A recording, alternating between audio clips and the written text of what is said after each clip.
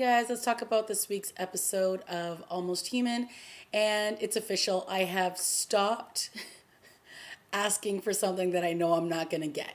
So now I'm just going to start watching this show as what it is, a procedural that does one case each week, and we don't get any kind of story arc that's lasting throughout however long this season is. I'm done complaining about it, so I'm just gonna watch it and enjoy it for what it is. And we had some great elements again between Dorian and Kennex. And again, those two, their banter was back in true form. Kennex walks into, I guess, their washroom and he sees what these synthetics look like without any clothes on, and he's mortified. And of course, Dorian looks a little bit different because he's not the same model as they are. And he tries to show Kennex what he's all about, and Kennex's reaction is like, does one man really need all that? It's pretty funny.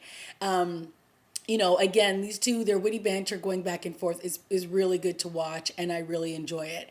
And we had some, other funny moments.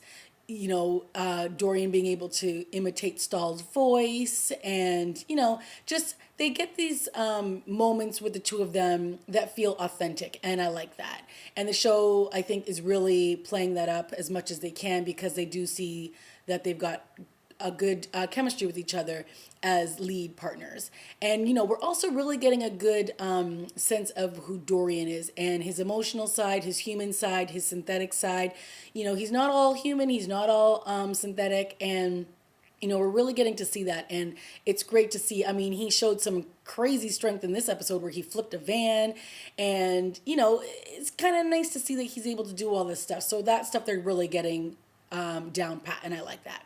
And of course, we had the case of the week, as we always do, and it was about this guy named Ethan Avery, and he was pretty much cloning himself, and he had all these guys doing all these horrible things, and he was on trial for this murder. And one of the really cool things, and like I keep saying, we're 35 years or something into the future, and let's really show up and play up this technology. And they did that in this episode, where this woman who was in witness protection was testifying, and they pretty much had her with a hologram, which was kind of cool. And so it looked like she was testifying on the stand, but really she was back in some room where nobody knew she was, until somebody came in and shot her, which was also awesome because the whole courtroom full of people saw her get blown away. So that was kind of cool. Like, all that kind of stuff, pretty interesting.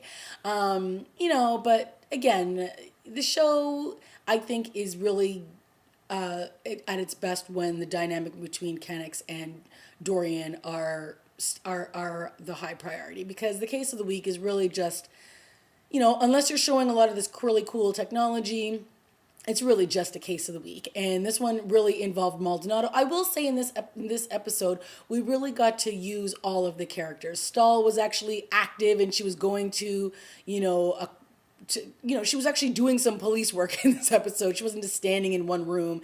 So that was kind of good. And Maldonado was testifying on the stand. And, she actually had a little bit of a relationship with the guy who was on trial. And he was really antagonizing her in this episode. And we got a little bit of history into the kind of person she is and the kind of person she has been.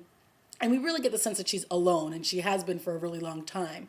And, he was kind of antagonizing her with this, and it was kind of mean, and, obviously he was poking at her quite a bit. And so it was nice to see her finally get the last say, and that he ended up being arrested and, found guilty pretty much of his crimes. And it was weird that the defense lawyer was, like, flirting with her. I don't know. It's kind of weird. I don't know. It's just awkward. And speaking of flirting and awkwardness, that brings us to Stahl and Kennex. And, fine, if the show's going to go down this road with them as love interests, I thought it was a little heavy-handed that everybody kept talking about how much they care about each other, when really we've only seen them in a couple scenes together, to be honest. And they've only had a few words exchanged back and forth. But everyone kept harping on the fact that, oh, he must mean something to you if he was the first call you made, and she must mean something to you. And I was like, okay, enough, all right. We get it. You guys want them to be the new love interest on the show, fine, whatever. And, we obviously find out that she's interested in the same types of things that he is, fine, if that's where we're going. But we don't need the everybody jumping on the bandwagon and pushing them together. Let's see it develop organically, okay? Please. Anyway, show ended, pretty good. Fine episode. Nothing stellar, nothing amazing. It's almost a good show. You know what I mean? So, that's where I'm at with the show. I don't love it. I don't hate it, but I guess I'm just going to have to change my expectations, which I have. So that has been my review of Almost Human. I'll see you guys next week. Bye.